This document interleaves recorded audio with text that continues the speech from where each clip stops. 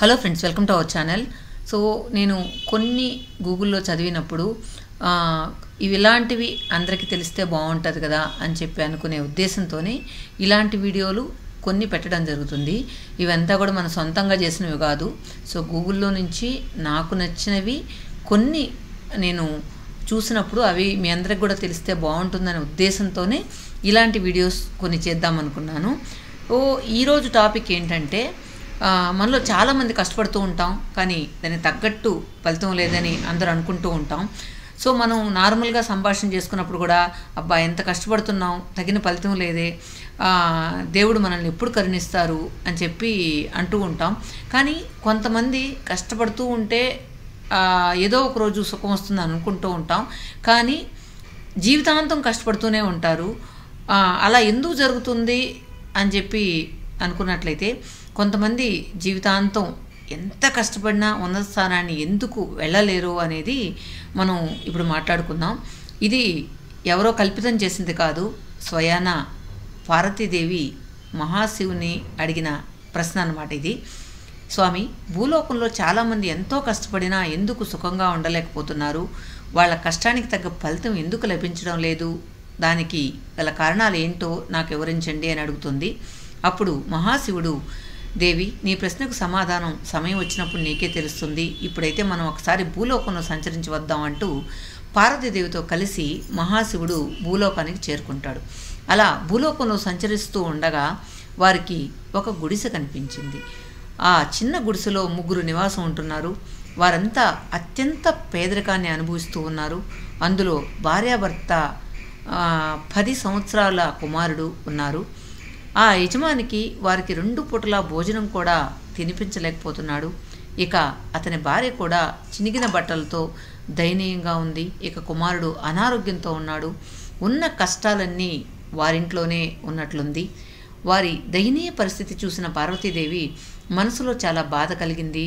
అప్పుడు పార్వతీదేవి మహాశివునితో, దేవా, మీరు కరుణిస్తే అత్యంత దరిద్రంలో బ్రతుకుతున్న వీరి జీవితాలు మారిపోతాయి.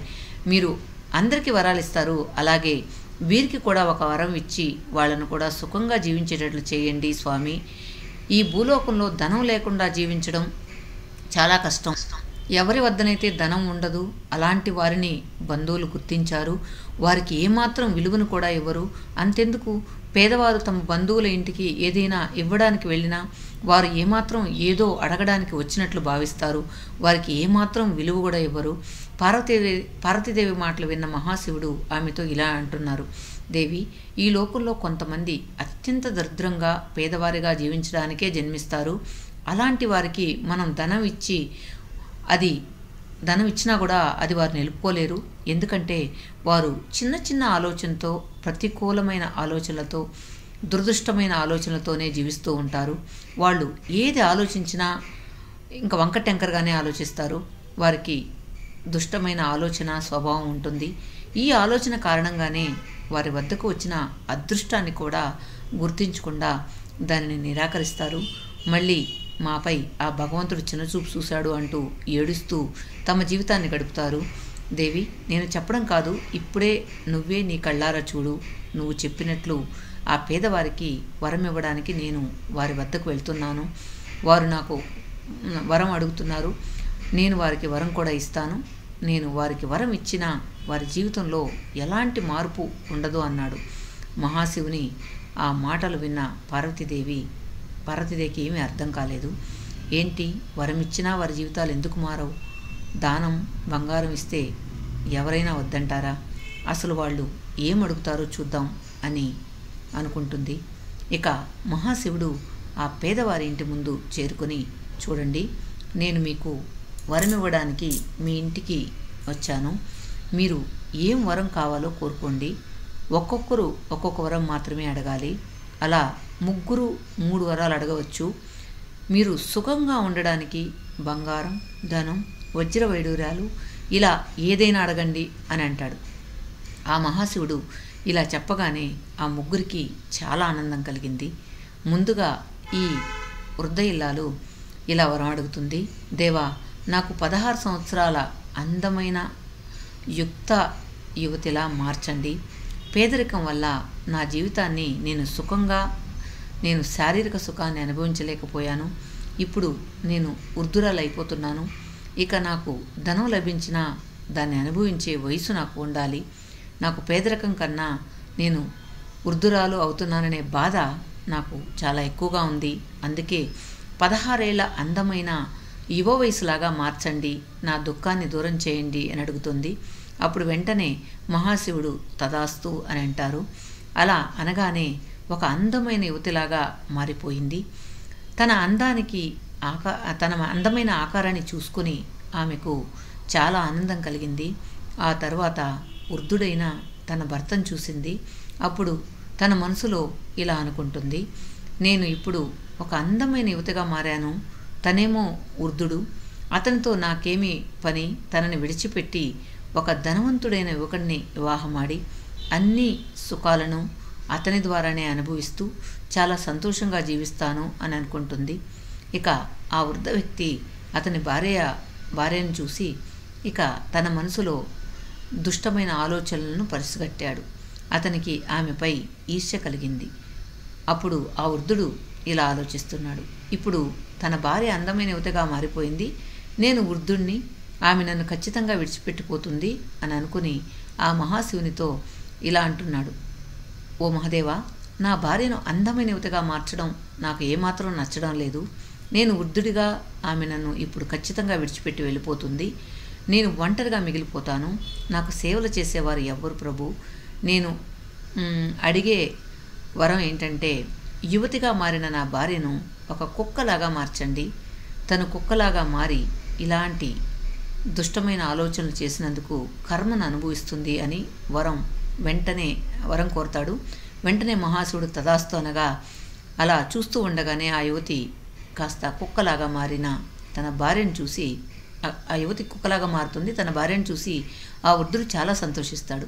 బాగా జరిగింది, నీ దురదృష్టమైన ఆలోచనలకు తగిన శాస్తి కుదిరింది, కుక్కలాగా మారి నా ఇంటి ముందు కాపలాగా ఉండు అని అనుకుంటాడు.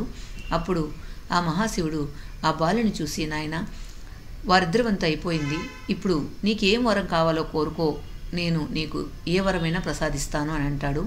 అప్పుడు ఆ బాలుడు, దేవా, నాది చాలా చిన్న వయసు, నాకు ఆరోగ్యం కూడా బాగాలేదు, నాకు నా తల్లి అవసరం ఉంది, నా తల్లిని నేను కుక్క రూపంలో చూడలేకపోతున్నాను, దయచేసి ఆమెను పూర్వ రూపంలో మార్చేయండి అని అడుగుతాడు. అప్పుడు ఆ మహాశివుడు తదాస్తు అనగా కుక్క రూపంలో నుండి మళ్ళీ వృద్ధ రూపంలోకి మారిపోయింది.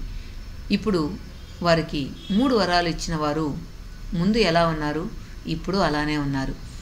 అదే పేదరికం, అదే వృద్ధాప్యం, ఏమీ మారలేదు. కానీ మహాదేవుడిచ్చిన 3 వరాలను వాడుకున్నారు, కానీ ఏ మార్పు రాలేదు. ఆ తర్వాత మహాశివుడు పార్వతీదేవి దగ్గరికి చేరుకుని, దేవి, చూసావు కదా, నేనైతే ముగ్గురికి వేరువేరుగా 3 వరాలు ఇచ్చాను, కానీ నా వరాల వల్ల వారికి ఏమీ లభించలేదు. ముందు ఎలా ఉన్నారో ఇప్పుడు అలానే ఉన్నారు. దీనిని చిన్న ఆలోచన, ప్రతికూల ఆలోచన లేదా దుష్టమైన ఆలోచన అని అంటారు. వాళ్ళు అనుకుంటే ఈ భూమి మీద లభించి ఏ సుఖాన్నైనా పొందగలిగేవారు, కానీ వాళ్ళు అలాంటి వరాలు అడగలేదు. నా భార్యకు ధనం, సుఖ సంతోషాల కన్నా, తన భర్త బిడ్డ కన్నా తను యవ్వనంగా మారి శారీరక సుఖాన్ని పొందడమే ముఖ్యంగా అనుకుంది. ఆమె అన్నిటికన్నా జీవితంలో అదే ముఖ్యమని భావించింది. ఇక వృద్ధుడు అనుకుంటే తన వరం అడిగి ఒక మహారాజులాగా మారేవాడు. అలాంటి స్త్రీలు వేల మంది వచ్చేవారు, కావలసినంత ధనం, సుఖం లభించేది. కానీ ఆయన ఆలోచన దుష్టమైనది. తనకు లభించబోయే సుఖాల గురించి ఏమాత్రం ఆలోచించకుండా కేవలం తన భార్య యవ్వనంగా మారిందని ఈర్ష్యపడి తనకి అలాంటి సుఖాలు దక్కకూడదని దుష్టమైన బుద్ధితో తనకు లభించిన అవకాశాన్ని తన భార్య వ్యర్థం, ఇక బాలునిగా తల్లి అవసరం, తను తల్లిని విడిచి ఉండలేడు కనుక తనకున్న వరంతో తన తల్లిని కుక్క రూపం నుంచి మనిషి రూపానికి మార్చుకున్నారు. మానవుడు అనుకుంటే తన ఉన్నతమైన ఆలోచనలతో తన జీవితాన్ని తనకు నచ్చినట్లు మార్చుకోగలడు. మానవుడు ఆలోచన అత్యంత శక్తివంతమైనది. ఉన్నతమైన ఆలోచనలతో మన జీవితాన్ని సుఖంగా జీవించగలరు. అదే మానవుని ఆలోచన చిన్నగా ఉన్నా, దుష్టమైన ఆలోచన ఉన్నా, ఎప్పుడూ తప్పుడు భావంతో ఆలోచిస్తున్న అలాంటి వారు పేదరికంలో కష్టాలతో ఉండి అనేక బాధలను అనుభవిస్తూ ఉంటారు. ఈ మానవ లోకంలో ఇలాంటి 4 రకాల వ్యక్తులు ఎప్పుడూ జీవితంలో సుఖంగా ఉండలేరు. అందులో మొదటివారు ప్రతి విషయాన్ని ప్రతికూలంగా ఆలోచించేవారు. ఇలాంటి వారు ఎప్పుడు ఆలోచించినా చిన్నగానే ఆలోచిస్తారు. వీరు ఎప్పుడూ ఉన్నతంగా ఆలోచించలేరు. ఉదాహరణకి ఒక వ్యక్తి ఒక చెట్టు కింద కూర్చుని రొట్టెను తింటున్నాడు. అటుగా వెళ్తున్న కొంతమంది అతను చూసి ఆశ్చర్యపోయారు. ఎందుకంటే అతను రొట్టె విరిచి తింటున్న ప్రతిసారి అద్భుతంగా ఉంది అంటున్నాడు. నిజానికి ఆ డబ్బా ఖాళీగా ఉంది. ఖాళీగా ఉన్న డబ్బాల నుంచి ఏం తింటున్నాడు? అందరూ అతని దగ్గరకు వెళ్ళి డబ్బాలో ఏం లేదు కదా, అయినా కూడా నువ్వు రొట్టెను ఎందుకు అలా ముంచుతున్నావు అంటూ అడుగుతారు. అప్పుడు ఆ వ్యక్తి నవ్వుతూ, నిజానికి ఆ డబ్బాలో ఏం లేదు, కానీ నా ఆలోచనలో ఆవకాయ ఉన్నట్లు భావించి దానిలో రొట్టెను ముంచుకొని తింటున్నాను, నాకు చాలా రుచిగా అనిపిస్తుంది అని అంటాడు. అప్పుడు ఆ వ్యక్తులు, ఓరి పిచ్చివాడా, నువ్వు నీ మనసుతో ఆలోచించి తింటున్నట్లయితే ఆవకాయ ఎందుకు, ఏదైనా మంచి భోజనం తింటున్నట్లు ఆలోచించవచ్చు కదా అని. ఆవకాయ అయినా మంచి విందు భోజనమైనా నీ ఆలోచనే కదా, ఆలోచించేదేదో ఉన్నతంగా ఆలోచించుకోవచ్చు కదా అంటాడు. అలాంటి ఆలోచనలే మన జీవితంలో ఉన్నత స్థానాన్ని చేరుకోవడానికి, కింద స్థాయిలో ఉండిపోయేలా చేయడానికి చేస్తాయన్నమాట. ఈ కథ విన్నారు కదా, మీకు ఏమనిపిస్తుంది? చాలామంది జీవితాల్లో ఒకరితో ఒకరు కంపేర్ చేసుకోవడం, అయ్యో మనకు ఇలా లేదే అలా లేదే అనే ఆలోచనలు, ఒక క్రూరమైన ఆలోచనలతో వాళ్ళ జీవితాన్ని వాళ్ళు నాశనం చేసుకుంటారు. అదేవిధంగా మనం మంచిగా ఆలోచించి ఒకరి మంచి మనం కోరుకొని మనం మంచిగా ఉండాలని మనం ఆలోచించినట్లయితే ఎప్పుడు కూడా మన జీవితం సజావుగా సాగుతుంది. ఈ కథలో ప్రకారం మన ఆలోచనలు బట్టే మన జీవిత విధానం ఉంటుంది. మనం మంచిగా ఆలోచిస్తే మన జీవితం మంచిగా జరుగుతుంది. లేదా క్రూరమైన నికృష్టమైన ఆలోచనలతో ఉంటే వాళ్ళు జీవితాంతం ఒక్క సెకండ్ కూడా సంతోషంగా ఉండలేరు.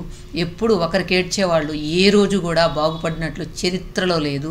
మీరు కావాలంటే ఏ కథ అయినా తీసుకోండి, ఎప్పుడు కూడా ఒకరి మంచి కోరుకొని, సో మనం కూడా మంచిగా ఉండాలి, మన ఆలోచనలు మంచిగా ఉండాలి అని కోరుకున్నట్లయితే నిజంగా మన జీవితం ఎప్పుడు కూడా సంతోషమయంగా ఉంటుంది. అందువల్ల అందరం కూడా ఎప్పుడు మనకు ఉన్నంతలో మంచిగా ఆలోచిద్దాం, మంచిగా జీవిద్దాం. అదేవిధంగా ఎప్పుడు కూడా ఒకరికి ఈర్ష్యపడ్డం, ఒకరికి ఉందే మనకు లేదే అనుకోవడం నిజంగా తప్పు.